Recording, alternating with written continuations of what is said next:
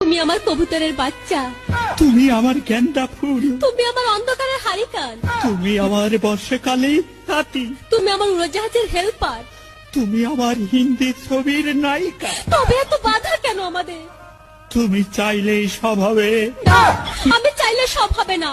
ওই মাতবরের কাছে আমাদের জমি বন্ধক রয়েছে। আব্বা কথা দিয়েছে ওর সঙ্গে আমার বিয়ে দেবে, আর আমার যদি বিয়ে না হয় ওর সাথে ওই জমি জায়গা কিচ্ছু ফেরত দেবে না। কিন্তু কিন্তু তুমি চিন্তা করো না, ওই বুড়ো বেশি দিন লাস্টিং করবে না। তখন তুমি হবে আমার হৃদয় রাজ্যের রাজা।